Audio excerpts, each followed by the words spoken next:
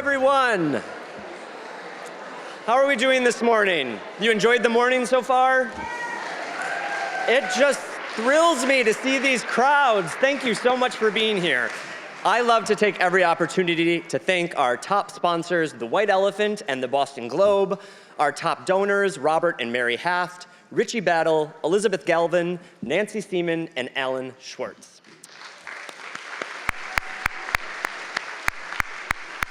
Okay, ask any true bookworm this question: what are your top 5 favorite books of all time? And you will see them panic. It's the impossible question. How do you answer it? It can change monthly. Mine changes daily, but there are a few that stand the test of time, and one of them is by our next author, Wally Lamb.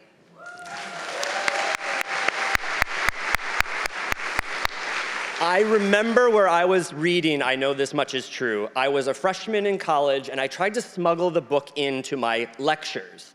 Now, if you know that book, it is over 900 pages long. You cannot hide a book like that. Wally is the author of 6 New York Times bestselling novels, soon to be 7. I'll Take You There, We Are Water, Wishing and Hoping, The Hour I First Believed, I Know This Much Is True, and She's Come Undone, the latter 2 selections of Oprah's book club.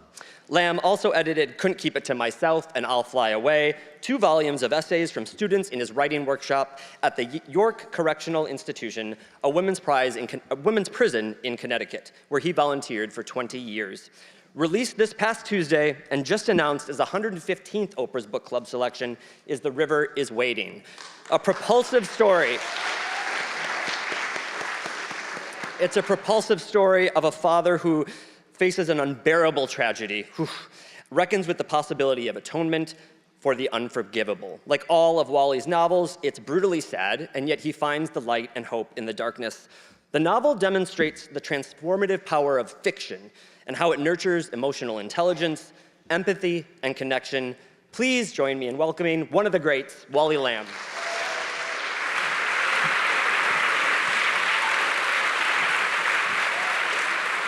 Hello, my friend. Hello there, my friend. May I ask you to pick up your mic so everyone can hear you? Is that? Yeah, okay, I can hear it's on.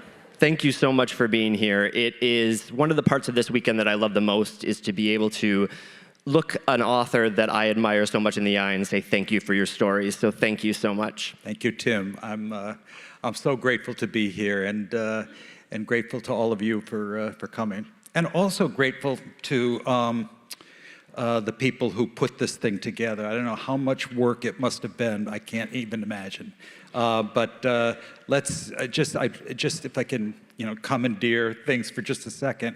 I want to congratulate and thank Sarah DeVello and Mary Haft and Mary Bergman, Dick Burns, Anya Kamara, Tim somebody, Josh Gray, Rebecca Hickman, Wendy Hudson, Michael Schilder, Ann Sullivan, Jill Sopranant, Ann Troutman, and a whole lot of other people it fills up the whole page. So thank you, everybody. Thank you for that, Wally. It's very sweet. So I started with that you are one of my favorite novelists. I want to start with, who are some of the writers that you accredit to paving this way in this literary life for yourself? Well, I started writing fairly late for a writer. I was about 30, and it was our first son had just been born, 1981, Memorial Day. No, I'm sorry. No, that's right, Memorial Day, and I very quickly slammed into the wall of all that I didn't know how to do to write fiction that would mean anything to anybody. And so I joined an MFA program, low residency program at Vermont College. And there I was exposed to wonderful writers who were very, very influential.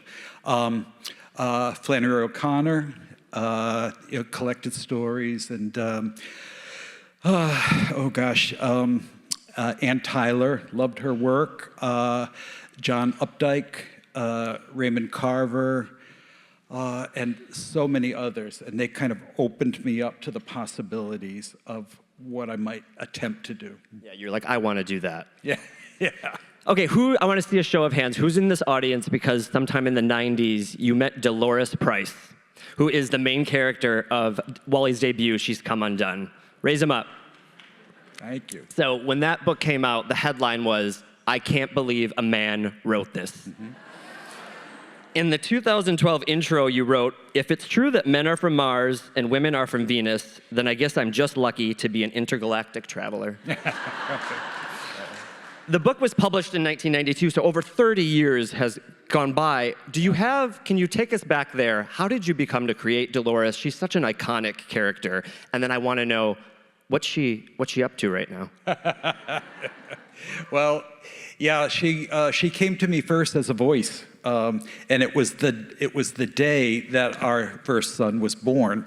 I had no intention to write fiction. I didn't think I had any desire to do it. I was in my, I don't know, maybe 15th year of a teaching career. I taught high school English, and so the baby is born on Memorial Day.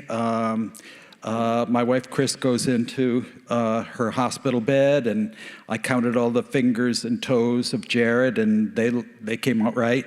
And so I went home to grab a quick shower, and I was going to call the relatives and to let them know.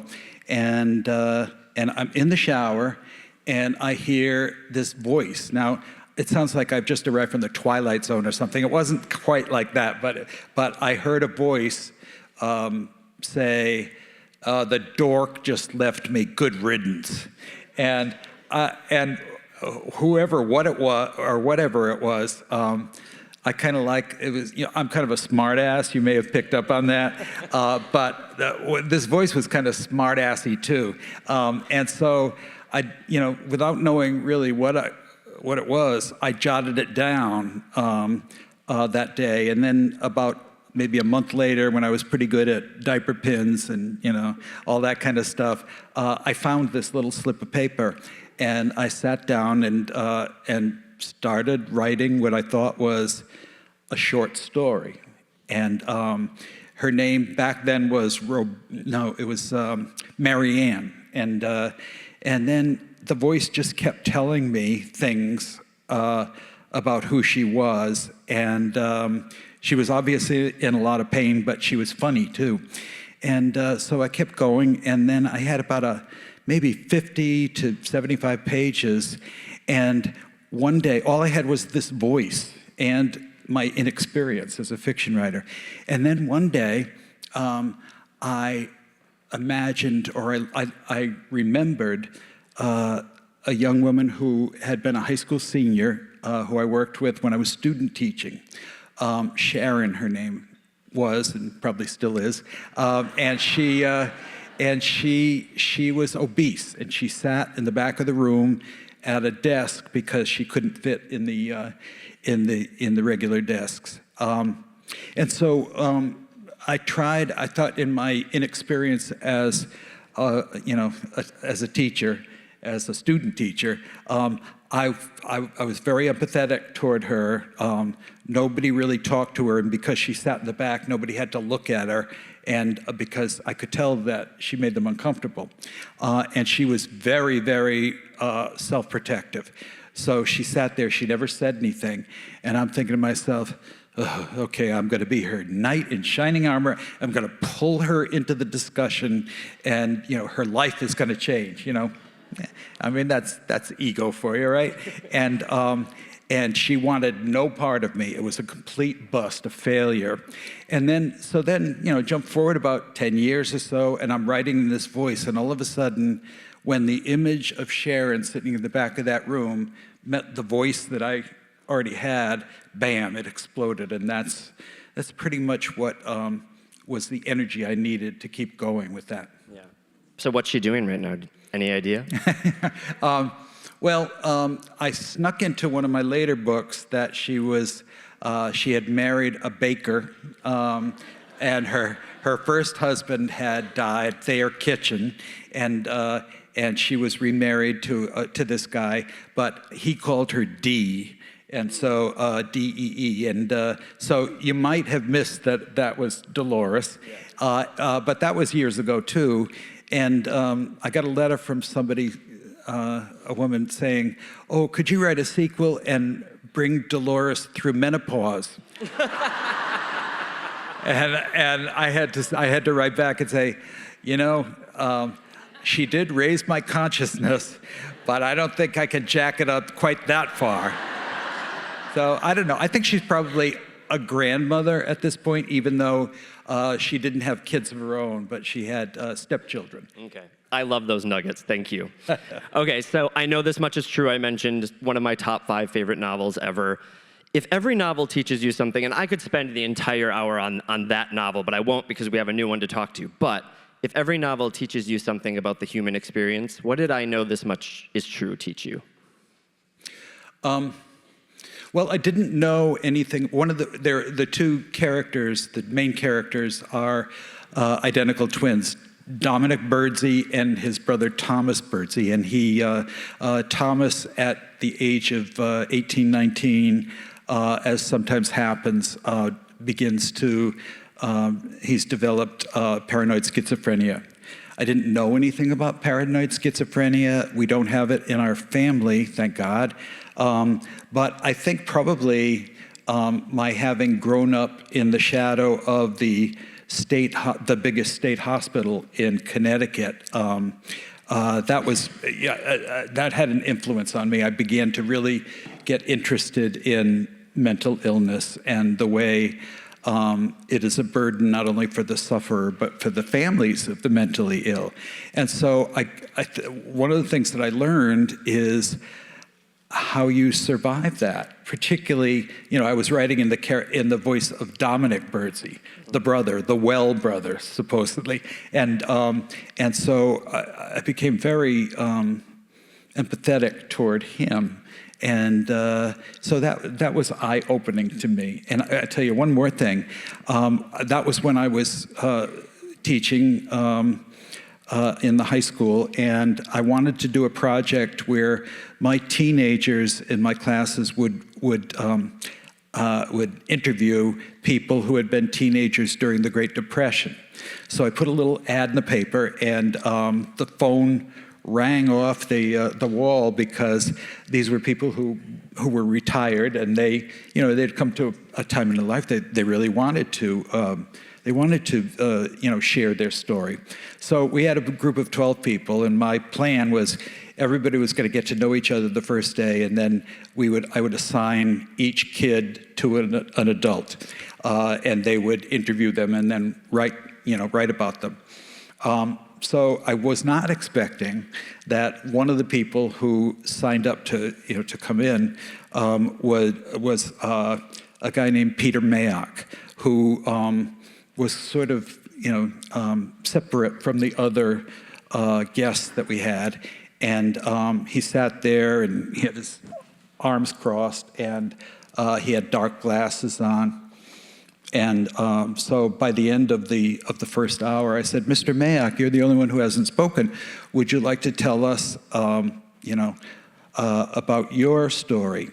And he took off the dark glasses, and he had a missing eye, and he took off, or he uncrooked his arms, and he had a missing hand.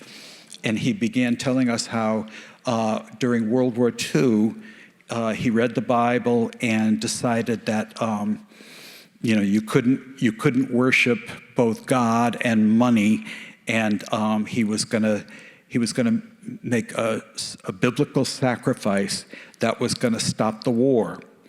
And I'm thinking of I see the kids all looking like this, and I suppose I was too. That when I tried to match him up to one of the kids, I remember this very sweet little girl, Terry. I said, would you like to interview Mr. Mayock? And she said, I kind of want to go with that, cute little Santa Claus guy over there. So anyway, Peter didn't have anybody to interview him, and he was coming back. So he became my interview subject, and so I got to know him. And he was in some ways he was he was as anti-war as I was, and yet he had this terrible life where he poked his eye out first, and he was sent to that state hospital that I referred to, and they gave him shock treatment and all that kind of stuff, and they would only let him out if he would go back to the factory where he worked. It was a tannery, and it was, they were manufacturing things for the war effort. And so he said, I had to be kind of crafty. So I said, okay, I'll go back there. And then on the 1-year anniversary of poking his eye out, he chopped off his hand. And so years later, when I'm writing about the twins, I realized one of them was mentally ill, and Peter's story came to my mind. And so that's how I believe that's how the novel opens, where Thomas goes into the library and he cuts his hand off, and Dominic is called. He's a house painter. His twin brother. He's a house painter, and he's has to come down off of the ladder and go to the hospital and help make the decision: should the hand be sewed back on, or Thomas doesn't want that because that would intrude on his sacrifice. And so that's where the story begins. It's a beautiful novel. If you haven't read it, we have copies out there. Make sure to pick it up along with The River is Waiting. Okay, I have a question about your process, and it's pretty specific in that you write in first-person point of view for most of your novels. I think all of your novels, correct? Yeah, all of them. Yeah. I have a question. Do you become that character when you're writing in first person, or is it like you're hearing them and putting the story down? It's a great question. I become that person. I hear... You've had some brutal lives. Well, what's ironic, I do write these sometimes depressing characters, and I've had a good life. I had, 2 good parents and middle-class existence and, a good education, but I'm drawn to the walking wounded. And that was true of my my teaching too. I've always been, even as a kid, I was empathetic, but I think when I started teaching, it became pronounced. And so I create these characters. I don't know where they're going. I worry about them. I follow them. Even with She's Come Undone, I was writing as if I were Dolores, but really I felt parental toward her. I couldn't control her, and she kept doing things that I would go, oh, I don't want you to do that. Yeah. But when I would try to write around that, the writing seemed phony. So and when I hear actors talk about their work, they talk about, particularly stage actors will say, oh yeah, when it's your time to go on, you sort of take off your own skin, you slip out of your own skin and inhabit somebody else's. And yeah, that's what it's like for me.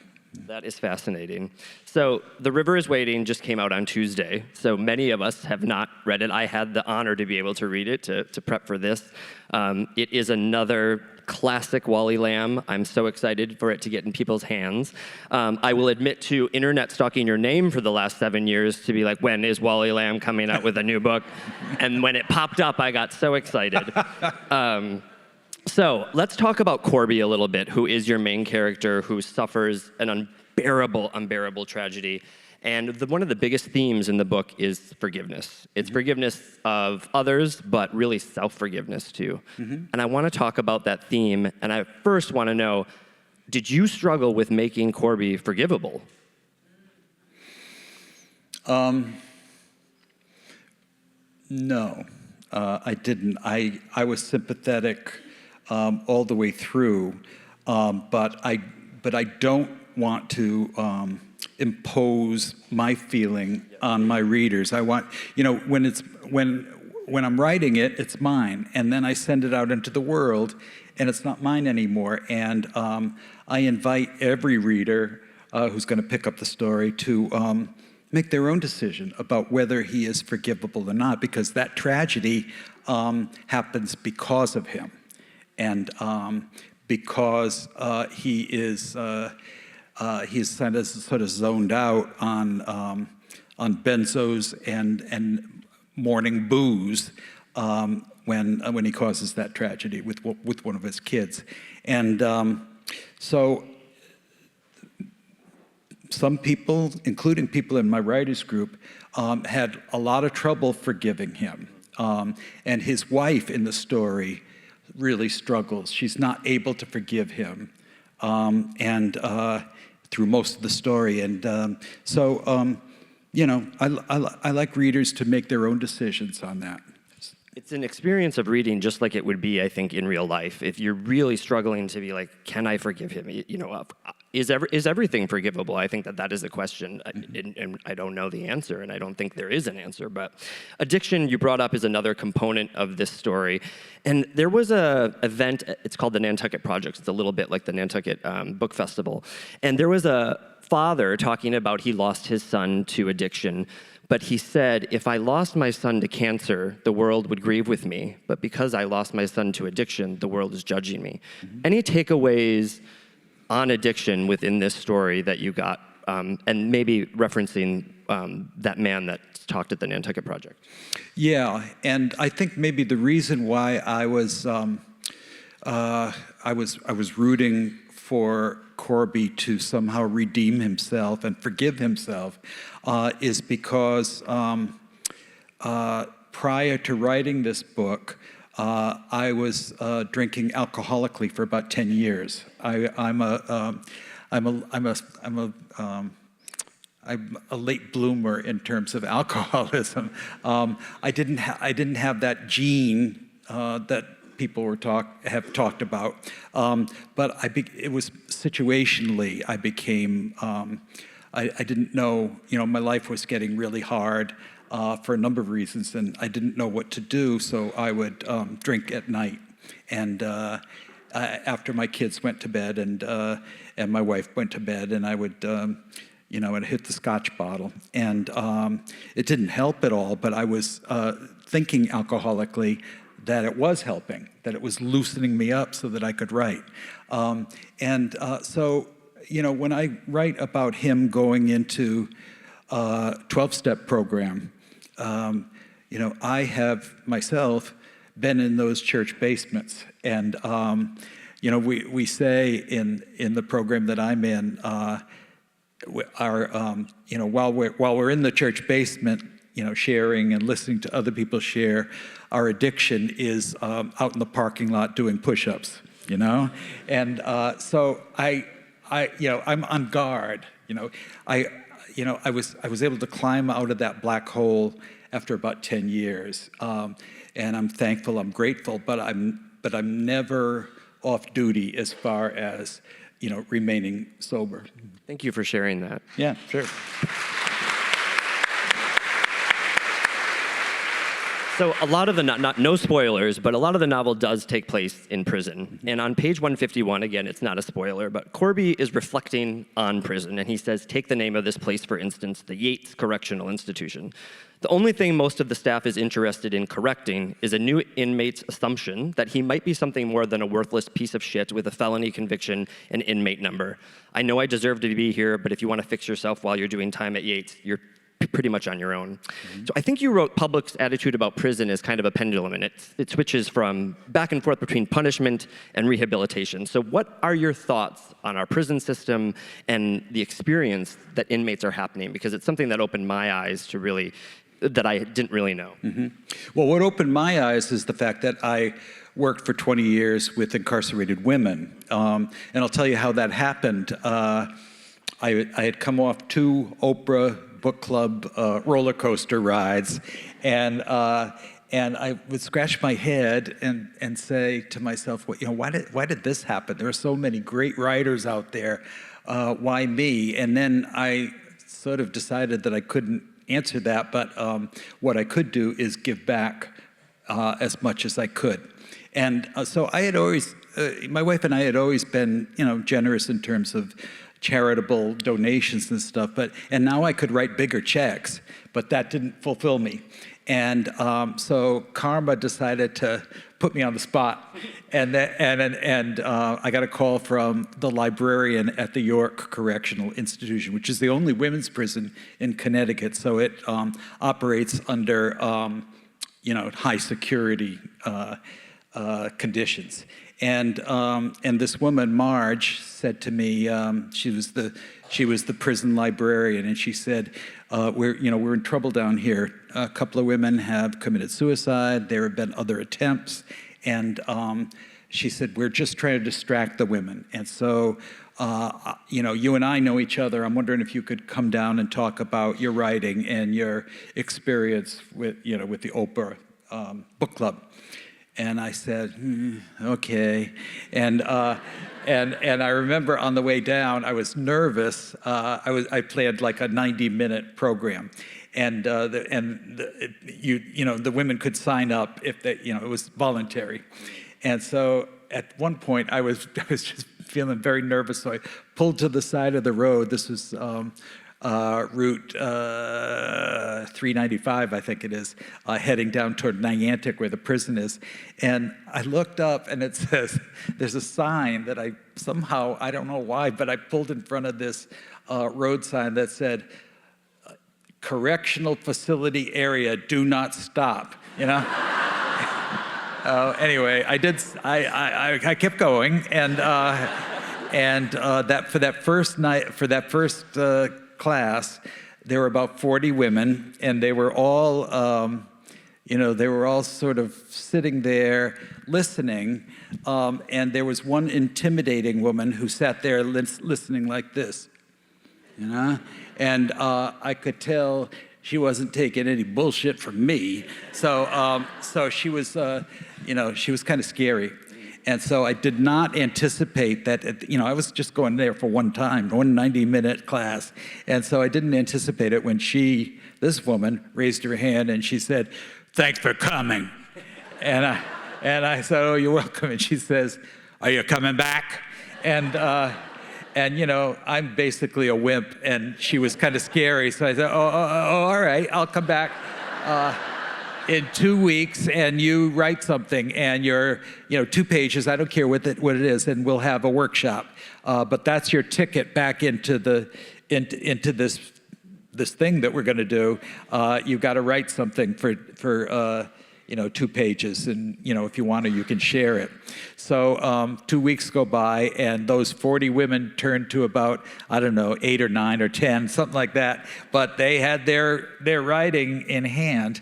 And they were so eager to get it right and to suck up whatever they could as far as what I could teach them, that I stayed for 20 years, and they gave me. She must have been really scary. She was, and she didn't even show up after that, which I was kind of glad about. But those women gave me such an education.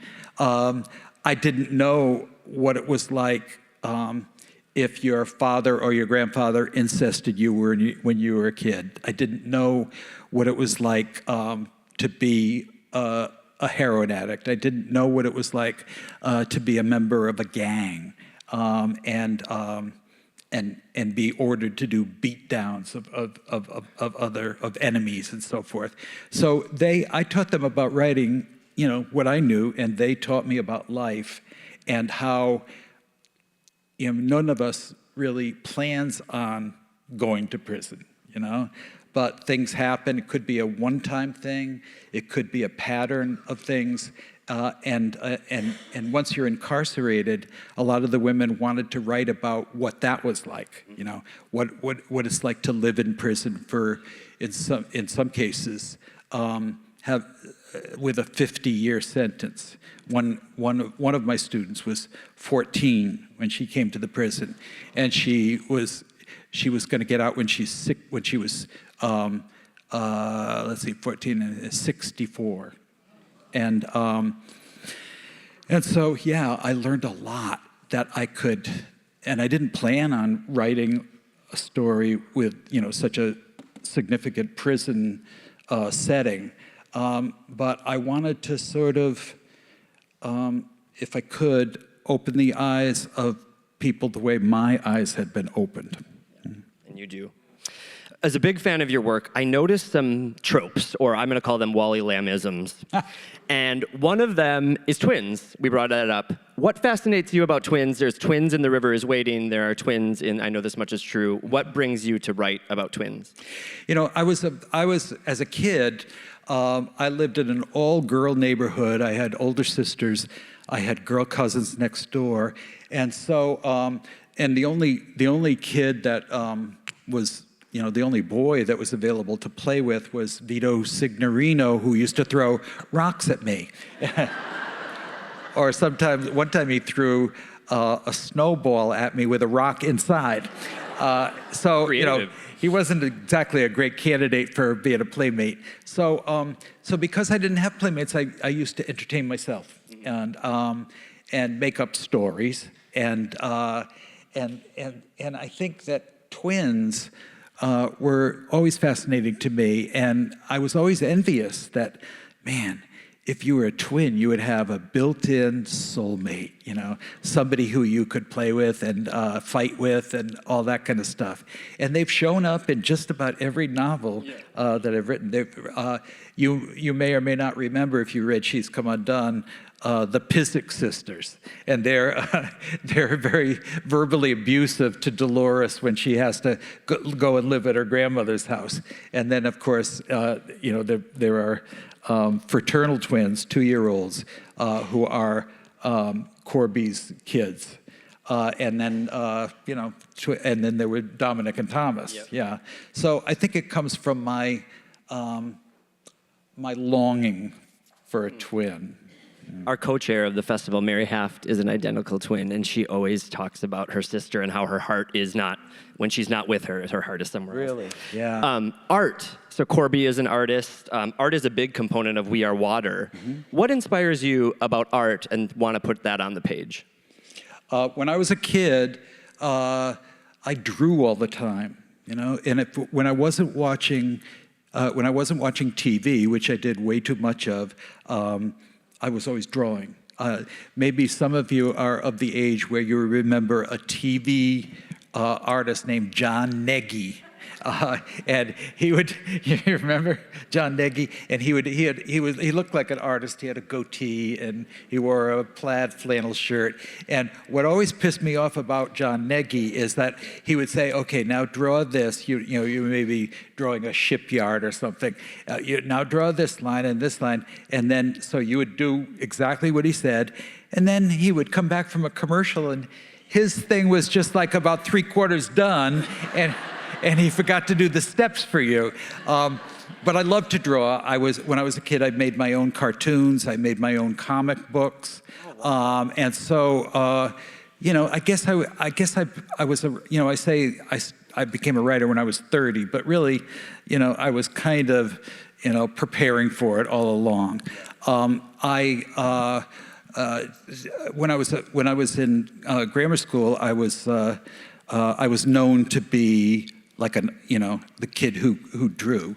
And so my teachers, it's wonderful when I think of these baby boomer classrooms with 35 kids, and the teachers would allow me, we had a roll of brown paper, I think it was for, wrapping up, purchases at the local, department store.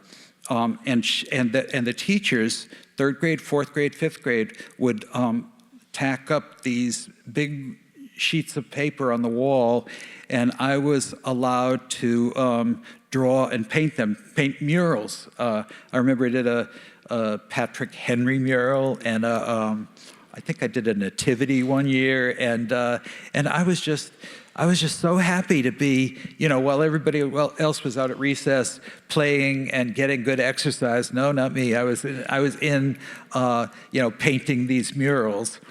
I was known in my senior year of high school. I was very pleased because I was voted the class artist. And I know, don't be jealous. And then I went to college thinking I was going to major in art. And then literature took me over, and I switched majors. And so, I still sometimes, when I get stuck with words on the page, I'll sketch my way out of it, or I'll try to do that. I love that. Yeah.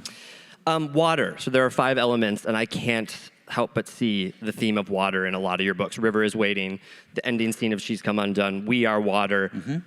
What is it about water? That we are on Nantucket Island, we're surrounded by water. What is it that pulls you to water? I get my best ideas in the shower. Not what I was expecting. Seriously. But I think it's the sound of moving water that really, inspires me. When I was, I think, must have been about 12, growing up in Norwich, Connecticut. There was a dam, an earthen dam at the northern part of the city, crumbled after 3 days of rain, and this whole lake went rushing down, into the city, and passing our house by just maybe 2 or 3 houses down, and it was terrifying, but it was also fascinating, and the sound of that water was like deafening. It was, the water was roaring.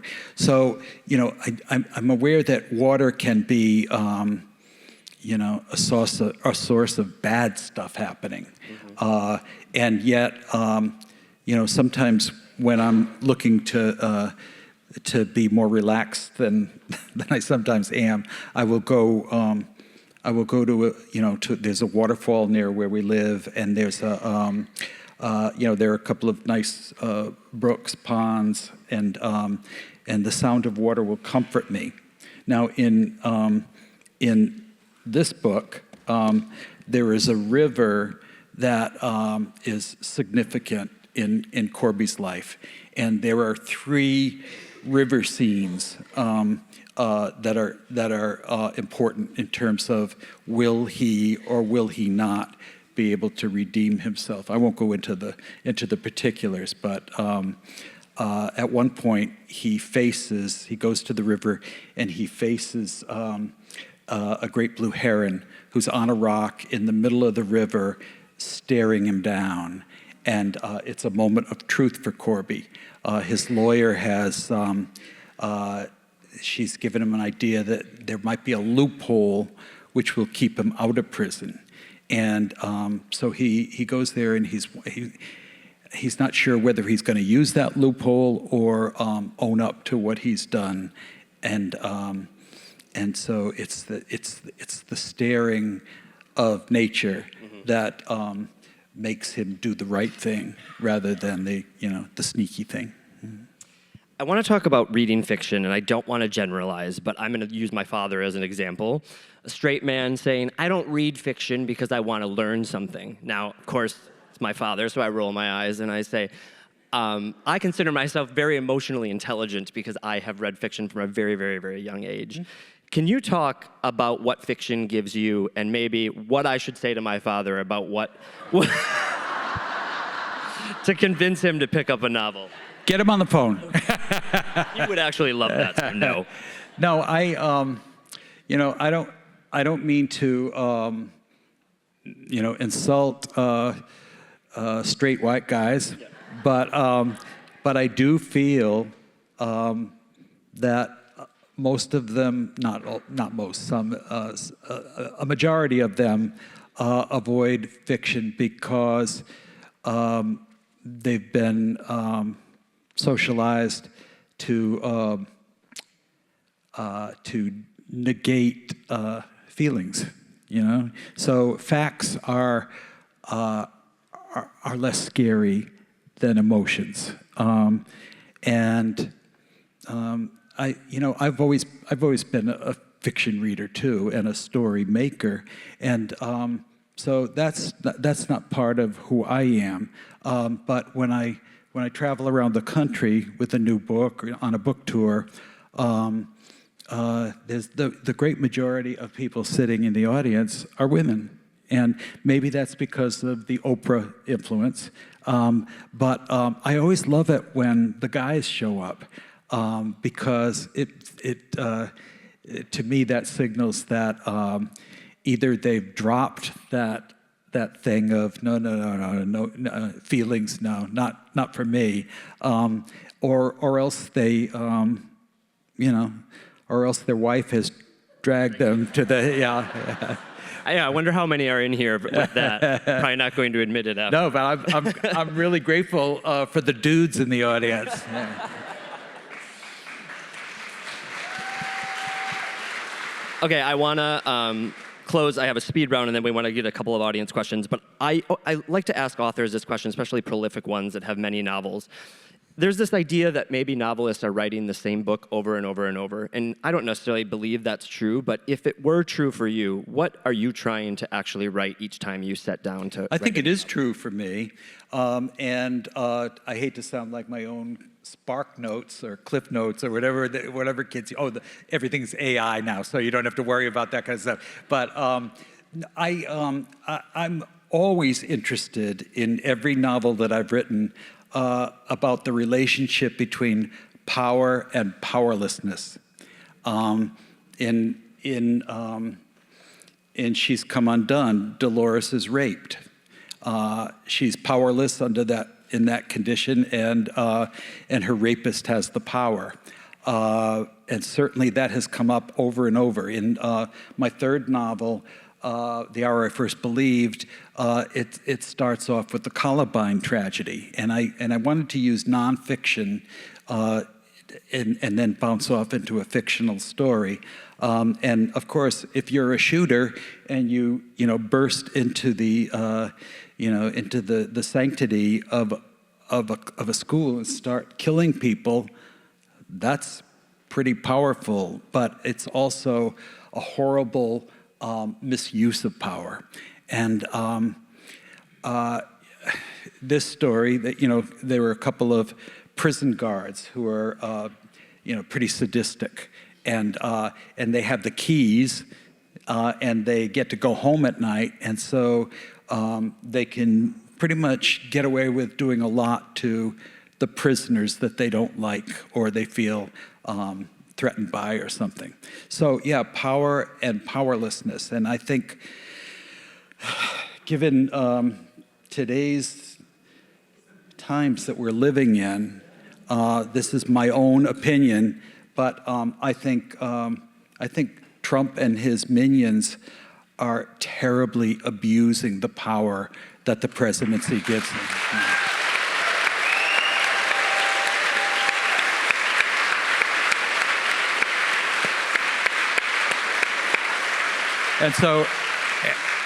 And so, I mean, I can't do that much, but I can write about things, and I can, stand out on the street with my sign and that kind of thing. And I think if we can keep ratcheting up the resistance, that maybe something will happen to make what America has become, not so horrible.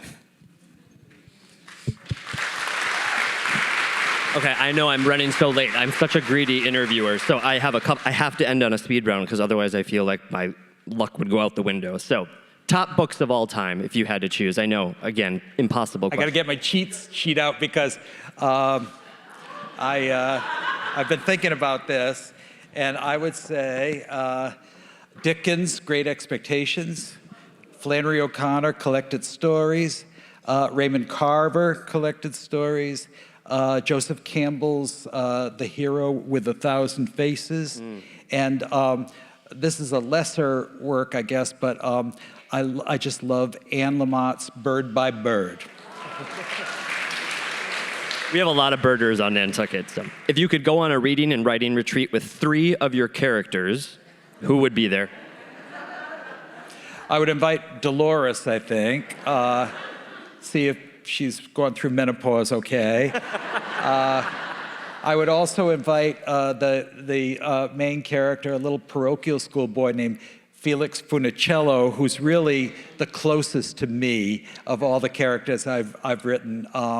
And the third character is somebody you don't know about yet because because I'm still writing her, but her name is Josephine, and she was born in 1899 and died in the 1920s. And so I'm really having fun doing historical research on her. And she is, she's feisty, and she doesn't like all the ways that women are held back. And so she's fun. I'm having some fun with her. I can't wait to meet her. Last book to make you cry. Where is it? Here it is. It's still making me cry because I'm still reading it. This is Paper Girl by Beth Macy, who wrote a book called Dope Sick, and a wonderful, wonderful story. She's a nonfiction writer, and she wrote a wonderful story called True Vine, which didn't get its due, but it's about black albino identical twins who are kidnapped and made to work in a freak show. And but this book is about, she goes back to her hometown, which is Urbana, Ohio, and I'll just read one thing from the back. It says, Urbana is a poorer and angrier place than it used to be. Absenteeism soared in the schools and in the workplace as a mental health crisis gripped the small city. Some of her old friends now embrace conspiracy theories.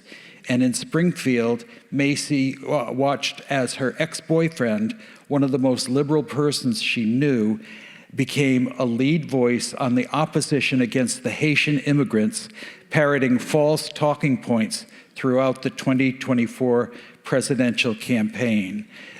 This is a book about what we had and what we've lost because of many, many things, drug addiction, among them. That sounds fascinating. I have two more. I'm so sorry. You and I bonded over something I was not expecting to bond with Wally Lamb about, that we loved Days of Our Lives. Do you know that Days of Our Lives is still on TV? I did not know this. So what is your favorite Days of Our Lives storyline of all the years? Oh, my God. Well, I don't know. It's on Peacock now. Which means you don't have to wait to a specific time. You can just sort of stream it. I don't know. I like the stories. I like the teenagers' stories where they, they do something stupid, or they get somebody pregnant or something like that, or they are pregnant, and yeah, those are the stories that I gravitate. And I can't end on Days of Our Lives. So my last question is, what gives you hope? About Days of Our Lives? No. What gives me hope? I am comforted by a line that I think belongs to Leonard Cohen, who says, "We're all cracked. That's the way the light gets in."